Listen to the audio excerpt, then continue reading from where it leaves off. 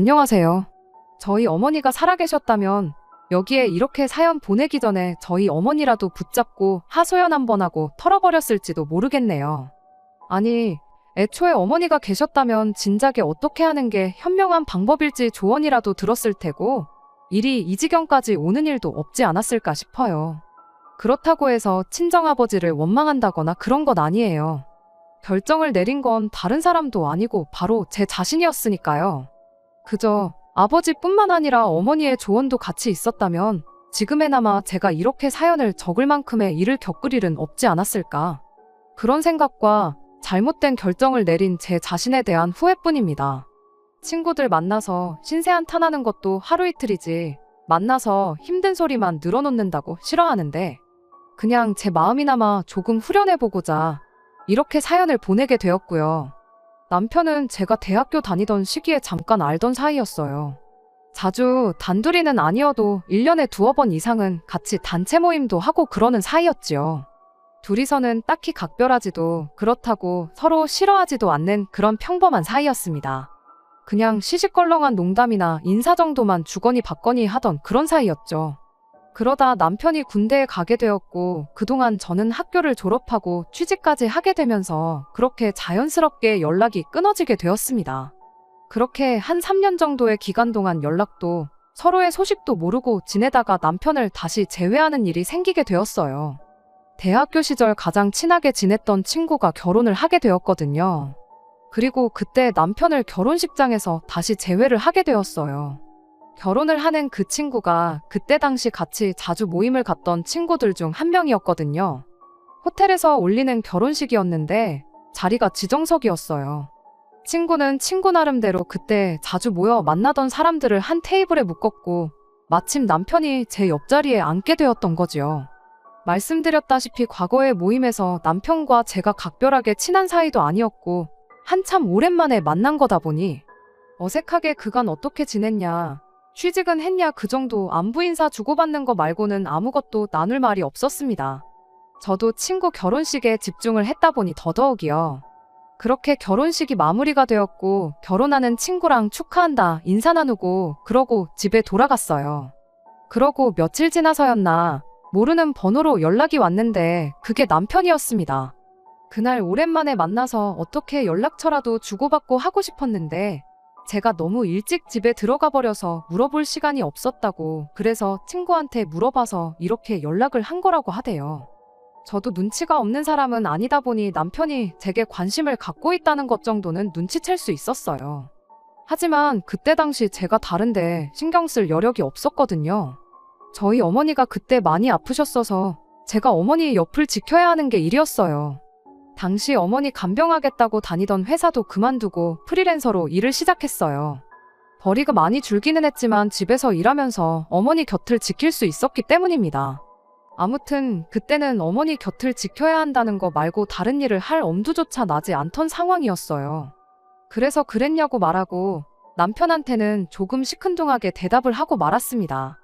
저희 어머니께서는 당신 몸이 이렇다고 저까지 매일같이 집에만 있는 거 원치 않으신다고 회사도 다시 출근하고 이따금씩 나가서 친구도 만나고 애인 만들어서 연애도 하고 그랬으면 좋겠다고 하셨는데 도무지 발걸음이 떨어지지를 않더라고요. 오히려 그런 저희 지극한 간병이 어머니께 더 많은 마음의 짐과 부담을 안겨드렸던 건지 저희 어머니께서는 그렇게 반년을 채 버티지 못하고 결국 유명을 달리하셨습니다. 그리고 남편을 저희 어머니 장례식장에서 다시 만나게 되었지요. 저한테 마음이 있었다 보니 장례식장에서 거의 아들 노릇을 하면서 3일 내내 같이 있어줬어요. 부담스럽기는 했지만 한편으로는 그게 또 참 고맙더라고요. 저랑 연애하는 사이도 아니고 저희 어머니와 그 어떤 추억이 있는 것도 아닌데 사람 하는 것만 봐도 대충 하는 건지 진심으로 마음에서 우러나와 하는 건지 다 보이잖아요. 남편은 장례식 내내 정말 최선을 다해서 제 곁을 지켜주었습니다. 저뿐만 아니라 저희 아버지도 엄청 챙겼어요. 아무튼 그때 고마운 마음 때문이었나 그 뒤로 자주 만나곤 했습니다. 어머니가 돌아가시고 나서 시간적인 여유가 많이 생겼던 것도 이유 중 하나였어요. 아무튼 그렇게 남편과 만나기 시작했고 그렇게 몇 달 지나지 않아 결국 남편과 연애를 시작하게 되었어요.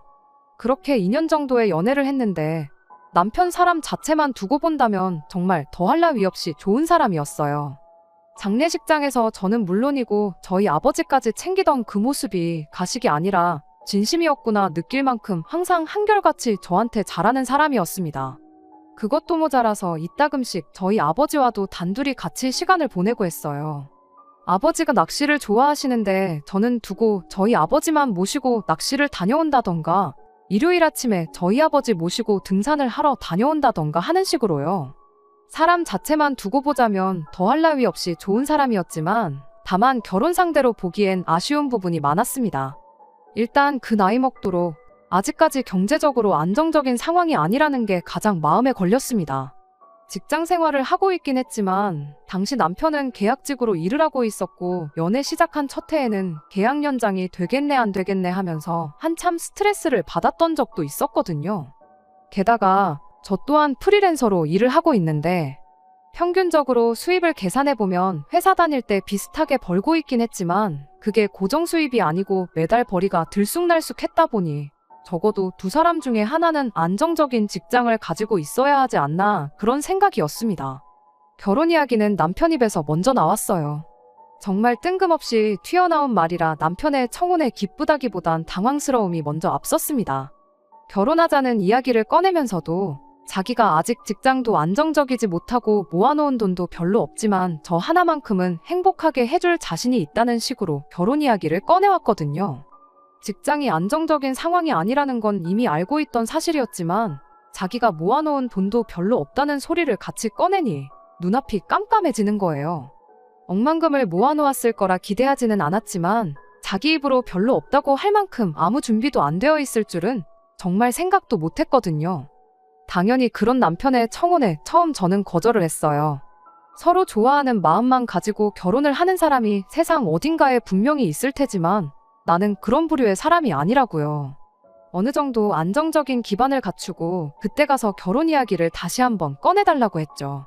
그런데 남편이 그간 저희 아버지께 잘했던 덕을 그때 본 거예요. 하루는 아버지가 저를 불러서 남편 이야기를 꺼내시더라고요. 세상이 돈이 다가 아니라면서요. 아버지께 남편이 결혼하자고 했었다는 말을 꺼낸 적이 없었는데 이야기를 듣자 하니 남편이 아버지께 도와달라고 요청을 했구나 싶었습니다. 아니나 다를까 아버지께서는 당신이 어머니랑 결혼할 때만 해도 둘 다 정말 가진 거라고는 몸뚱이밖에 없었다는 이야기를 해주셨어요. 부부가 서로 힘을 합쳐서 지금 여기까지 온 거고 거기에는 서로가 더 나은 미래를 살 수 있다는 그런 믿음이 있었기 때문에 가능했던 거라면서 남편을 대신해 제 마음을 돌리려고 애를 쓰셨죠. 아버지께서는 그래도 저는 당신이 어머니랑 결혼할 때보다 훨씬 나은 상황이라며 일단 당신 본인부터가 저를 많이 도와줄 수 있는 상황이지 않느냐고 하면서 혹시나 남편 직장이 안정적이지 못한 게 걱정이면 그것도 걱정하지 말라고 하셨어요. 아버지 하는 사업에 사람 하나 더 쓰면 되는 문제라고 인건비 나가는 것도 걱정할 게 없는 게 오히려 사위한테 일을 맡겨놓으면 당신한테는 더 유리하다시는 거죠. 말인즉슨 당신 월급을 줄여서 남편한테 주면 되는 거 아니겠냐는 소리였어요. 남편이 일을 대신 하는 만큼 당신이 쉬는 날을 늘리면 되는 거라고 돈이 더 드는 일도 아니라는 겁니다. 그리고 제가 빨리 시집을 가야 아버지도 아버지 나름대로 애인도 만나고 어디 놀러 다니고 하는데 제 눈치를 안 보겠냐고 하시더라고요. 어머니 돌아가신 지 얼마나 됐다고 연애냐고 따질 것도 없던 게 아버지가 진짜로 어디 누구를 만나서 연애를 한다던가 재혼 생각이 있다던가 해서 하는 소리는 아니셨어요.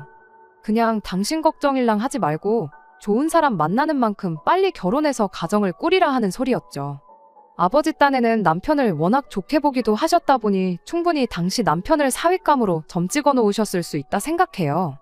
다만 어머니까지 같이 계셨다면 좀 더 현실적인 선택을 내리는데 제대로 된 조언을 해주지 않으셨을까 하는 생각이 듭니다. 아무튼 그렇게 아버지의 열화와 같은 응원에 힘입어 결국 남편과 결혼을 하기로 했습니다. 이야기했던 대로 친정아버지 도움을 많이 받게 되었습니다. 다만 아버지 대신 아버지 사업을 맡기는 건 제가 그렇게 하지 말자고 했어요. 남편이 스스로 노력해서 더 좋은 직장을 자기 힘으로 찾게 하는 게 맞는 것 같으니 그 이야기는 정말 마지막까지 가서 아버지 도움이 필요할 때 그때 부탁드린다고 했습니다. 그런데 가진 건 쥐뿔도 없었으면서도 결혼하자는 말을 꺼낼 만큼 매사에 당당했던 남편이 결혼 준비를 막 시작하게 되니 그때부터 갑자기 자신감 없는 모습을 보이기 시작했어요. 식장이라던가 스드메같이 기본적인 거 준비할 때는 아무런 말도 없었는데 저희 아버지께서 저희 살 신혼집을 구해주실 무렵이 돼서 갑자기 그러는 거예요. 괜히 한숨 팍팍 쉬면서 자기가 능력이 없어서 미안하다니 어쩌니 그런 말을 꺼내며 말이죠. 그러다 언젠가 남편이 저한테 부탁하듯 말을 꺼내왔습니다. 저희 집에서 집을 마련해준다는 이야기를 자기 부모님께는 따로 안 했으면 좋겠다고요. 그게 무슨 말이냐 물으니 시부모님이 워낙 사고방식이 옛날 분들이라서 제가 집을 해온다고 하면 분명히 자기가 처가 눈치 보며 살게 되진 않을까 걱정을 하실 거라나요. 제가 만약 반대의 상황이었으면 자식 결혼시키는데 큰 돈 한 푼도 안 들게 생겼으면 오히려 좋은 거 아닌가, 굳이 그렇게까지 생각하실 이유가 있나 그런 생각이 들었어요. 솔직히 탐탁치는 않았지만 워낙에 저한테 미안해하면서 부탁하는 모습이 딱해 보여서 그렇게 하기로 했죠. 집을 제가 제 돈으로 해오는 거라면 당연히 그렇게 하자고는 안 했을 테지만 어차피 집이 제 돈으로 하는 것도 아니고 저희 아버지가 전부 다 해주시는 거였으니 그러자는 남편 부탁을 들어주기로 했던 거예요. 다만 한 가지, 집 명의는 그럼 친정아버지 명의로 하겠다고 했어요. 사실 이게 좀 민감할 수도 있던 이야기라 혹시 남편이 왜 공동명의가 아니냐, 명의가 친정아버지 이름이면 집을 해준 게 아니지 않냐, 이런 식으로 따지고 들면 어떻게 해야 할지 고민이었는데 남편이 원하는 거 하나 해주고 제가 원하는 대로 하나 하자 그런 생각도 있었지요. 다행히 남편도 그 부분에 대해서는 흔쾌히 그렇게 하자고 했고요. 아무튼 그런 원만한 합의 끝에 저희는 그렇게 반년에 결혼 준비 후 식을 올리게 되었고 친정아버지가 마련해준 아파트에서 결혼 생활을 시작하게 되었습니다. 남편이 자기는 이렇게 아파트에 살아보는 게 처음이라면서 집이 엄청 좋다고 난리였어요. 아파트라고 별다른 게 있는 것도 아닌데 뭐가 좋다는 건지는 솔직히 잘 이해가 가질 않았습니다. 그냥 기분 문제이겠거니 생각했어요. 집들이를 할 때가 되었을 때도 시부모님이 남편과 같은 반응을 보이셨어요. 여전히 뭐가 얼마나 달라서 좋다고 하는 건지는 이해가 가지 않았지만 아무튼 좋다고 저렇게까지 반응을 보이니 마음만큼은 뿌듯하더라고요. 그런데 그러던 와중에 시어머니가 우리 아들이 능력이 좋아서 이런 집에도 다 살게 되었구나 하는데 그 말이 조금 거슬리기 시작했어요. 집 해오는 여자를 만난 게 능력이면 능력이랄 수도 있겠는데 저희 아버지께서 이 집을 해준 건 시부모님은 모르는 이야기로 되어 있었잖아요. 그런데 남편이 대체 이 집에 대해 어떻게 설명을 한 건지 이내 저한테 한마디 하더라고요. 말씀드렸다시피 제가 프리랜서로 일을 하고 있기 때문에 남는 방 한 칸을 제가 집중해서 일할 수 있게 약간 서재처럼 꾸며놓았거든요. 그런데 시어머니가 그 방을 두고 엄청 못마땅해 하면서 너는 진짜 남자 잘 만난 줄 알아라 하더니 방이 남으면 손님들 오며 가며 묵고 갈 손님방을 만들어야지 이렇게 방까지 하나 떡하니 차지하는 걸 허락해주는 남자가 세상 천하에 또 어디 있겠냐 하면서요.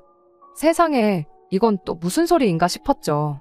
물론 제가 순전히 제 돈으로 해온 집은 아니지만 저희 아버지가 해준 집이고 솔직히 그렇다고 해서 제가 뭐 남편을 제 소나귀에 올려놓고 꽉 잡고 살 생각이 있던 것도 아니었는데 단지 어머님이 괜히 제가 집 해왔다 하면 아들이 눈치 보고 살 것 같아서 마음이 아플 것 같다던 그 부탁 하나 때문에 집 해온다는 사실을 말을 안 했을 뿐인데 당신 오며 가며 지낼 방 한 칸 만들어 놓으라는 말부터 제가 남편 눈치를 보고 살아야 한다는 말까지 서슴없이 하는 게 무슨 상황인가 싶었어요. 여기 이 방이 제가 놀려고 만든 방도 아니고 일할 때 쓰려고 만든 방이다. 어차피 우리 아버지가 집을 해주셨는데 방 한 칸 내 맘대로 쓰는 것도 문제가 되느냐 한마디 따지려다가 일단은 참았어요. 시어머니가 무슨 의도로 그런 말을 했던 간에 일단 남편이 시댁에 뭐라고 설명했는지부터 들어보는 게 먼저라고 생각했거든요. 집들이가 끝나고 나서 시부모님이 택시 타고 출발하는 것까지 확인하고 그 길로 남편을 불러세워 물어봤어요. 대체 어머님한테 뭐라고 설명을 했길래 저러시냐고요. 솔직히 그렇지 않나요? 당신 아들이 모아놓은 돈 한 푼 없는 거야 모를 수도 있겠지만 당장 남편이 직장생활 시작한 게 몇 년이나 되었다고 갑자기 어디서 아파트 하나 구할 돈이 생겨날 리 없고 그것만큼은 모를 리가 없다고 생각했거든요. 그냥 적당히 남들 하듯이 둘이서 여지껏 모아놓은 돈에 대출 조금 껴서 집을 구했다. 이 정도로 설명했겠거니 생각했는데 시어머니 하는 꼴을 보아하니 둘이서 같이 샀다기엔 제가 남편 눈치를 보고 고마워하며 살아야 한다는 그 말이 도저히 이해가 가지 않았거든요. 그런데 이어서 나온 남편 말이 너무나 터무니없고 어이가 없어서 이내 할 말을 잃고 말았습니다. 시어머니한테 설명을 하기를 자기가 회사에서 꼭 필요한 인재다 보니 그 회사에서 20년을 근속하는 조건으로 회사에서 집을 해줬다고 이야기를 했다는 거예요. 솔직히 그렇지 않나요? 당신 아들이 모아놓은 돈 한 푼 없었던 거야. 말 안 하면 그만인 거니 모를 수도 있었겠지만 당장 남편이 직장생활 시작한 게 몇 년이나 되었다고 갑자기 어디서 아파트 하나 구할 돈이 생겨날 리 없고 그것만큼은 모를 리가 없다고 생각했거든요. 그냥 적당히 남들 하듯이 둘이서 여지껏 모아놓은 돈에 대출 조금 껴서 집을 구했다. 이 정도로 설명했겠거니 생각했는데 시어머니 하는 꼴을 보아하니 둘이서 같이 샀다기엔 제가 남편 눈치를 보고 고마워하며 살아야 한다는 그 말이 도저히 이해가 가지 않았어요. 그런데 이어서 나온 남편 말이 너무나 터무니없고 어이가 없어서 이내 할 말을 잃고 말았습니다. 시어머니한테 설명을 하기를 자기가 회사에서 꼭 필요한 인재다 보니 그 회사에서 20년을 근속하는 조건으로 회사에서 집을 해줬다고 이야기를 했다는 거예요.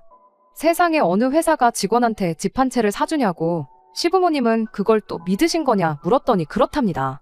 당장 재계약이 되네 안 되네 하면서 일자리 없어질까봐 노심초사하던 게 불과 작년 일인데 집에선 당신 계약직으로 일하고 있는 것도 모르시는 거냐 물었더니 그것도 그렇다고 하는 거예요.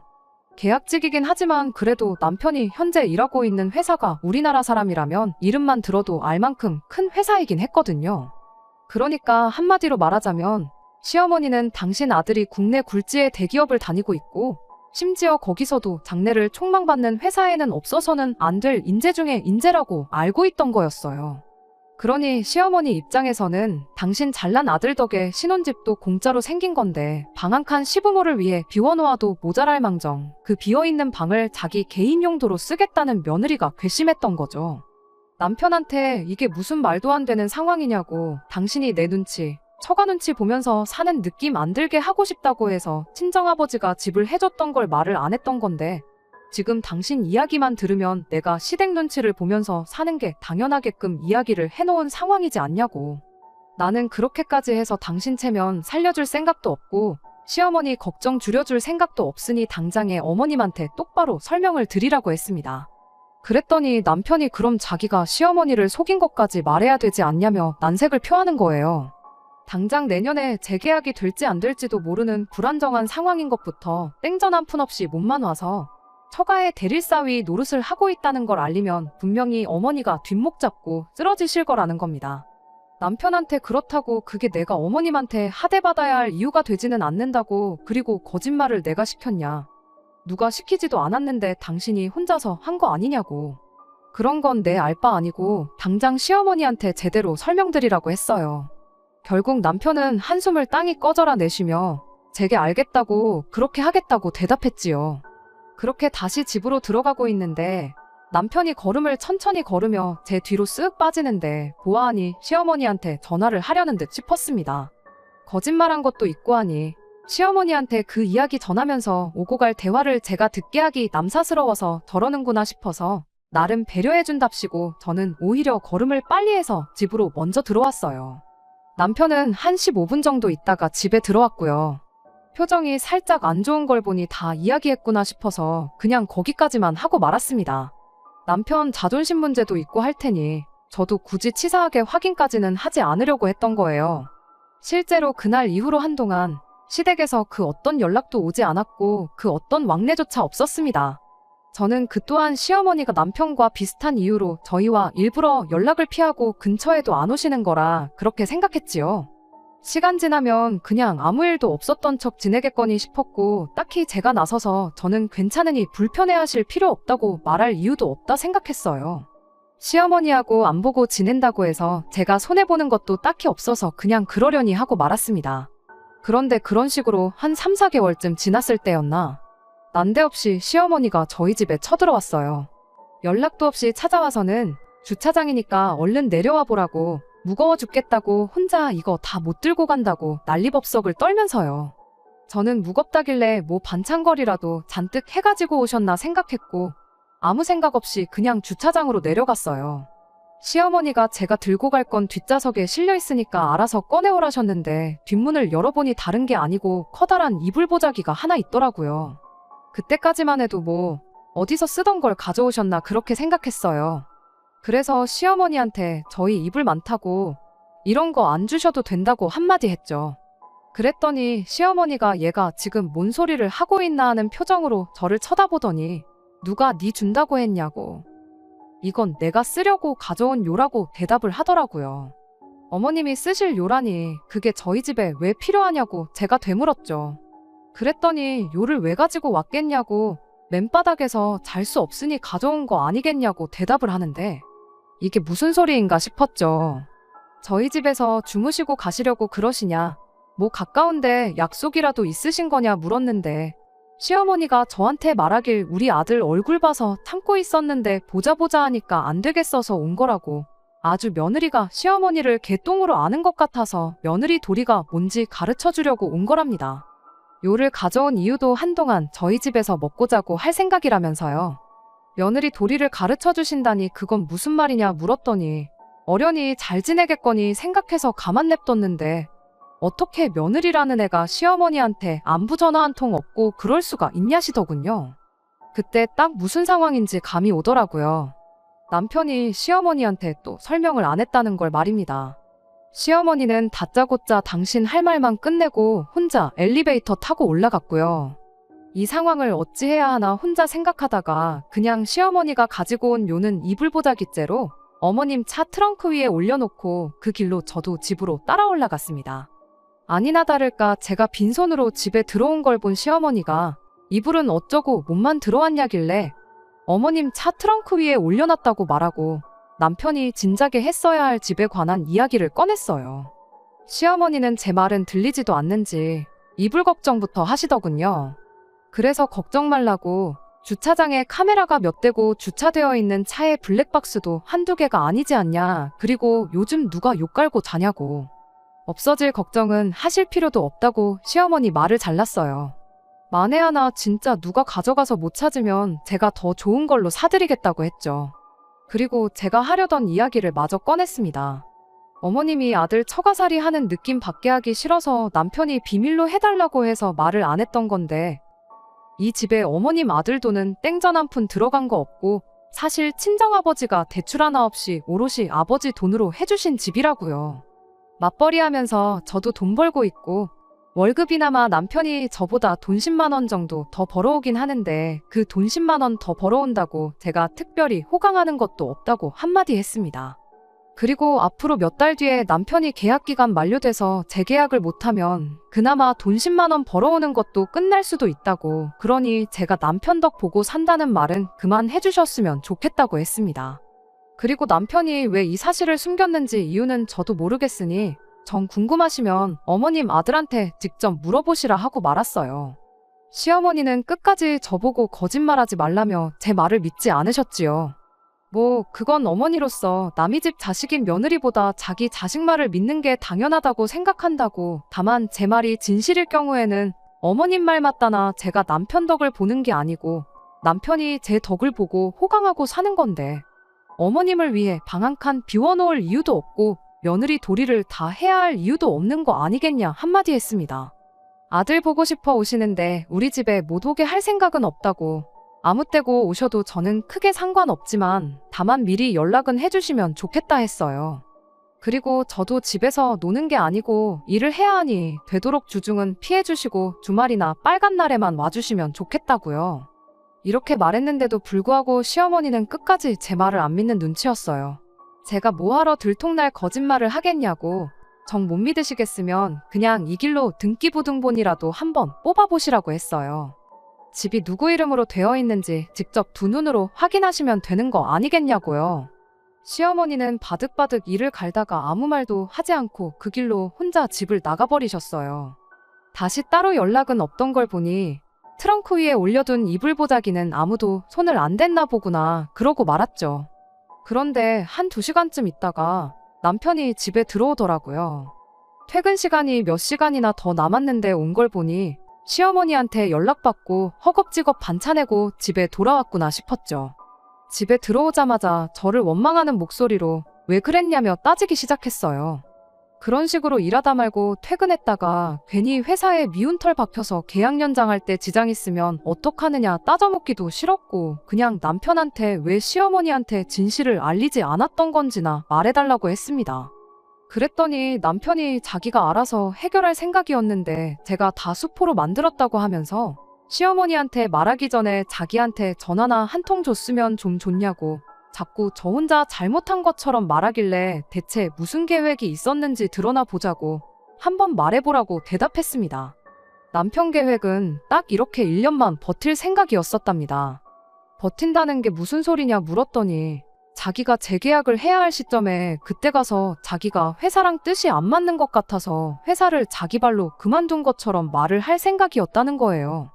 회사에서 20년 근속을 약속하고 받아온 집이라고 했으니 당연히 회사를 그만두면서 돌려줘야 하는 상황이 찾아올 테고 당장 다른 집 구하기 번거로운 상황에 장인어른이 돈을 융통해줘서 그렇게 집 문제를 해결한 식으로 시어머니한테 말을 전할 생각이었다는 겁니다.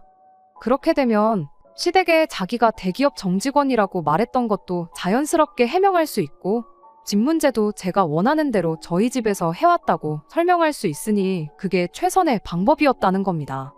그런데 저 때문에 자기의 계획이 수포로 돌아갔다고 우리 엄마 충격이 클 텐데 어떡하냐며 저를 원망하기 시작하는 거예요. 거짓말을 감싸기 위해 또 다른 거짓말을 하려고 할 생각이었냐니까 남편이 그 와중에 한다는 소리가 선의의 거짓말이라는 말이 왜 있는지 그 이유를 생각해 보라는 겁니다.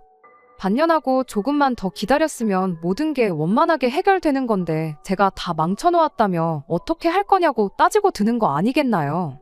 앞에 선의가 붙는들 선의의 거짓말은 거짓말 아니냐고. 그리고 반년 조금만 더 버티면 해결된다고 했는데 그럼 그 기간 동안 시어머니를 우리 집에 머물게 하면서 아들 덕보는 며느리 기강 잡는다는 걸 내가 버티고 참아야 했던 거냐고 따져 물었죠. 남편이 말하길 그거 뭐 얼마나 어려운 거라고 그걸 못하겠다고 하냐며 오히려 저한테 따지고 들더군요. 밖에 나가보면 우리 엄마보다 더한 시어머니 세고 셌고 너보다 더 심한 시집살이 견디며 사는 사람들도 있다고. 단 하루도 살아보지도 않고 우리 엄마가 시짜지라는 시어머니라고 단정 짓는 게 말이나 되는 소리냐. 우리 엄마가 너한테 엄청 잘해줬을 수도 있는 거 아니냐며 입에 개거품을 무는데 정말 오만정이 있는 대로 떨어지더라고요. 하나를 보면 열을 안다고 이미 애초에 어머님이 내 정신머리 고쳐준다고 찾아왔는데 퍽이나 잘해주셨겠다고. 그리고 나는 분명히 시어머니한테 미리 연락만 해주면 오고 싶을 때 아무 때나 와도 된다고 말했다. 그러니 행여나 내가 시자 붙는다고 무조건 싫다고 하고 집해왔다고 유세 떤다고 생각하지 말라고 했습니다. 애초에 이런 일이 생길 줄 알았으면 당신 체면이고 시어머니 걱정이고 뭐고 생각도 안 하고 그냥 내가 집해온 사실을 알렸을 거다 한마디 했어요. 둘이 같이 대출 갚는다고만 했어도 충분히 우리가 동등한 입장에 서는 건데 마치 내가 당신 덕을 본다는 듯이 말도 안 되게 설명한 건 당신이지 않느냐고. 그러니 그 책임도 당신이 감당하라고 한마디 쏘아붙이고 저는 그 길로 집을 나와버렸습니다. 그리고 곧바로 친정아버지한테 향했죠. 친정아버지가 자초지종을 듣더니 조금 생각이 많아지신 눈치였습니다. 그리곤 아버지가 제게 조언을 해주시길 사위가 거짓말을 한 건 잘못한 게 맞지만 같은 남자 입장에서 보면 이해가 가는 부분도 있다면서 이야기를 꺼내셨지요. 남편이 시부모님이 아들 처가살이 할까봐 걱정된다는 식으로 말은 했지만 또 한편으로는 남편 입장에서 자식 결혼할 때 한 푼도 못 해주는 부모가 집 한 채 턱하니 해준 사돈 앞에서 얼마나 주눅이 들겠나 생각할 수도 있지 않았겠냐는 거예요. 물론 그걸 자격지심이라고 하긴 하지만 그만큼 잘하고 싶고 책임감이 있으니까 자격지심도 생기는 것 아니겠냐고 하면서 어쨌든 저도 처음에 동의를 했던 거니 아무쪼록 원만하게 풀었으면 좋겠다시며 화해를 하라고 하시더라고요. 시작은 전부 남편의 거짓말에서 나온 거긴 하지만 따지고 보면 잘못은 남편보다 시어머니한테 더 많은 것 같은데 남편 시켜서 시어머니한테 이제 자초지종도 아셨으니 그만하시라 강하게 한마디 하라던가 그걸 못하겠다면 당분간 괜찮아질 때까지 시댁하고는 거리를 두고 지내자던가 하면 되는 일 아니겠냐면서요. 그렇게 아버지 말 듣고 어영부영 남편과 화해를 하게 되었습니다만 그 또한 오래가지 않았습니다. 그 난리를 친 지 며칠 지나지 않아서 시어머니가 이번에는 이불은 물론이고 아예 짐까지 싸가지고 혼자도 아니고 시아버지까지 모시고 저희 집으로 오셨거든요. 이 모든 상황을 알았으니 이번에는 제게 며느리 도리를 가르쳐준다는 이유는 아니었어요. 차라리 마음에 안 드는 며느리 이번 기회에 기강 좀 제대로 잡으러 왔다고 했으면 그게 더 합리적이었을 만큼 말도 안 되는 이유였습니다. 내 아들이 지 장인만 챙기고 부모는 거들떠도 보지 않으니 억울해서 안 되겠다고. 원래 결혼하면 아들은 처가에 준셈 치라는 말도 못 들어봤냐며 당신 아들이 저희 친정집에 하는 만큼 당신들도 며느리한테 효도 좀 받아야겠다고 찾아왔어요. 그러고선 다짜고짜 당신들을 모시고 살라는 소리를 꺼내더라고요. 설명은 지난번에 충분히 한 것 같은데 이러는 걸 보니 이건 나 혼자서 어떻게 해결할 일이 아니다 싶어 남편한테 전화해 당장 집으로 튀어오라고 했어요. 그리고 부르는 김에 친정아버지한테도 우리 집에 좀 오셔달라 부탁했고요. 그리곤 아버지랑 남편 도착할 때까지 시모랑은 말 한마디도 섞지 않았어요. 시어머니는 저희가 옷방 겸 창고로 쓰고 있던 방 구석에 이불도 깔아놓고 짐도 풀고 열심히 쉬었는데 뭐 저렇게 짐이라고 다 풀어봤자 어차피 다시 싸가지고 가는 당신만 힘들지 나랑은 아무 상관없다 그런 생각이었습니다. 이윽고 남편이 먼저 집에 도착을 했어요. 아버지는 그보다 한 20분 정도 더 지나서 도착하셨고요. 남편이 먼저 도착하고 나서 어떻게 상황을 수습해보겠다고 있었는데 남편한테 우리 아버지도 오신다고 했으니 오실 때까지 아무것도 할 필요 없다고 한마디 해주고 그냥 가만히 기다리라고 했죠. 시어머니 또한 진짜 저희 아버지가 오실 줄은 생각 못했나 봐요. 아버지 또한 진짜 시어머니가 온갖 짐을 싸들고 자식들 집에 찾아올 거라고는 상상도 못한 눈치셨고요. 한참 서로 조용한 분위기에 시어머니가 먼저 입을 열었어요. 주절주절 서론이 길었는데 결과적으로는 저한테 했던 말과 같은 말이었죠. 이야기 듣자 하니 우리 아들이 사돈 모시고 등산도 다녀오고 낚시도 다녀오고 그런다는데 막상 부모인 당신들은 남편한테서 그런 효도 받아본 적 없다고요. 아들 힘들게 잘 키워놨더니 사돈이 우리 아들 데려간 격 아니냐며 억울해서 그렇게는 못하겠으니 제가 시부모님 모시고 자식 노릇하면서 효도를 하라는 말도 안 되는 소리를 하는 겁니다. 어린 반푼어치도 없는 이야기를 하면서 그간 결혼 전부터 여태까지 몰랐던 이야기까지 해주시더라고요. 애초에 결혼 전에는 남편이 당신들 생활비까지 다 책임져줬는데 그마저도 결혼하면서 끝나게 되었으니 당장 생활도 어려워졌다고. 우리도 빈손으로 돌아갈 생각은 없으니 둘 중에 하나를 정하랍니다. 매달 2분 지내는데 경제적인 어려움이 없도록 생활비를 달마다 200만 원씩 보내주던가 그게 싫으면 이 집에 같이 살게 해주던가 이래도 저래도 자기들한테만 유리한 상황을 두고 양자택일을 하라고 우기는 거예요. 저희 아버지께서 암만 남편을 아껴 쓸지언정 얼토당토하는 이야기가 나오니 그게 무슨 말도 안 되는 억지냐고 한마디 하시더라고요. 그걸 보니 제가 한마디 하지 않을 수가 없었어요. 어떻게든 좋게 풀어보려 하는 아버지 말을 끊고 더 공평한 방법이 있으니 한번 들어보지 않겠냐고 대리효도를 하는 아들 때문에 저한테 대리효도를 받고 싶다는 말인 것 같은데 그냥 공평하게 각자 부모님은 각자가 알아서 챙기면 어떻겠냐고 했어요. 200만 원이고 300만 원이고 얼마가 되었든 간에 필요한 만큼 어머님 아들한테 받으시면 되는 거 아니냐고 했죠. 그 말이 끝나기 무섭게 시어머니가 그렇게 한다면 당신도 아무 불만 없다며 대번에 얼굴에 화색이 돌더라고요. 그럼 이야기 끝난 것 같으니 당장 가지고 온 짐 다시 싸들고 댁으로 돌아가시라 했어요. 그리고 가방에 자리 남으면 남편 짐도 몇 개나마 먼저 가져가시라 했죠. 저는 당장 이 길로 구청 가서 이혼 절차부터 알아보고 오겠다고요.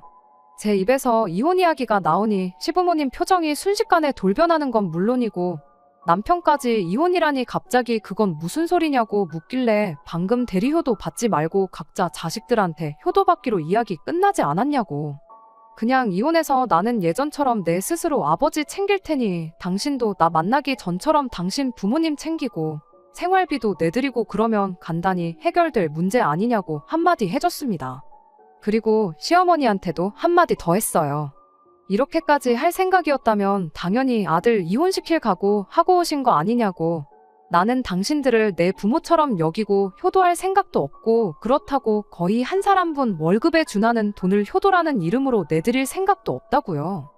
뭐 길게 두고 볼 거 있냐고 반대 입장이었다면 어머님은 아드님 이혼 안 시키셨을 거냐 물었더니 당당하게 당신은 절대 그럴 일 없을 거라고 자신있게 말하시는 거 아니겠나요? 그럼 알겠다고 이혼은 안 할 테니까 대신 어머님한테 집 한 채 해달라고 했어요. 그리고 이 집은 저희 아버지 돌려드리겠다고요. 그러면 제가 어머님 아버님 모시고 매일같이 산이고 드리고 모시고 놀러 다녀드리겠다고 대신 저희 아버지한테 매달 200만 원씩 보내드리겠다고 했죠. 그랬더니 당당하게 했던 말과는 다르게 아무 말도 꺼내지 못하고 가만 계시다가 그제서야 저랑 저희 아버지한테 사과를 해오시더라고요. 그냥 오늘 일은 없었던 걸로 하자고 그리고 당신들은 저희들 앞에 2번 다시 얼씬도 안 할 테니 이혼만은 하지 말아달라시는데 제가 그러실 필요 없다고 제가 뭐 얼마나 대단한 사람이라고 부모 자식 간에 연을 끊게 만들겠냐고 그냥 아드님 돌려드릴 테니 가족들끼리 똘똘 뭉쳐서 행복하게 사시라 말하고 결국 이혼하는 걸로 이야기를 끝냈습니다. 결혼 준비하는데 반년이 걸렸는데 이혼도 그만큼 걸리더라고요. 그냥 서류에 사인만 하면 끝나는 건 줄 알았는데 뭐 이렇게 절차가 복잡하던지. 하지만 이혼하는데 그렇게 큰 어려움은 없었어요. 어차피 귀책 사유가 대부분 남편과 시댁에 있었고 가지고 온 것도 뭐 하나 없었다 보니 이것저것 따질 것도 없었거든요. 효도 실컷 받으시라고 남편을 심호품에 돌려드린 건데 그 효도도 당분간은 제대로 못 받으시겠다 싶습니다. 이혼하고 그러는 과정 때문에 그런 건지 남편이 무능력해서 그런 건지는 모르겠지만 결국 남편은 재계약에 실패했고 당장 취직 자리가 없어서 백수 신세를 면치 못하게 되었거든요. 평생 일자리 못 구하지는 않겠지만 당장은 효도는커녕 시부모님이 자식을 먹여 살려야 하는 꼴이 되었네요. 아버지께서는 자기가 사람을 잘못 봐서 하나밖에 없는 귀한 딸 이혼녀를 만들었다고 자책을 하시더라고요. 그래도 얼마나 다행이냐고 이혼 못해서 평생 그 시자들한테 당하면서 사는 것보다야 이 편이 훨씬 낫지 않냐고 그리고 미리 알아서 다행아니냐고 괜히 아버지가 생각했던 대로 그 인간한테 사업 물려줬으면 그건 그거대로 그 시자들한테 전 재산 퍼다주는 격이 되었을 뻔했는데 그 꼴 안 본 것만 해도 어디냐고 강한 척 한마디 해드렸어요. 아버지는 그 말 듣고 그래도 안심을 하신 듯 보였지만 사실 저라고 기분이 마냥 좋기만 한 건 아닙니다. 거머리 같은 인간들 말 한마디도 못하게 만들고 떼내버린 거야 속이 후련하긴 하지만 결과적으로 저한테 득이 된 건 하나도 없으니까요. 그냥 어머니의 빈자리가 마냥 아쉬울 따름이에요. 어머니가 계셨다면 결혼 전부터 좀 더 현실적인 조언을 해주시지 않으셨을까 싶고 행여나 어머니도 남편과 시자들의 본 모습을 몰라보고 결혼을 허락해 주셨다 한들 남편과 무조건 화해부터 시키는 게 아니고 짝수가 안 좋아 보였을 때 아버지처럼 화해를 시키는 게 아니고 곧바로 이혼하라고 현실적인 조언을 해주시진 않으셨을까 그런 생각이 드네요. 끝까지 들어주셔서 감사합니다. 오늘의 사연은 여기까지입니다. 구독과 좋아요, 알람 설정 부탁드리고 더 좋은 사연으로 다시 찾아뵙겠습니다. 감사합니다.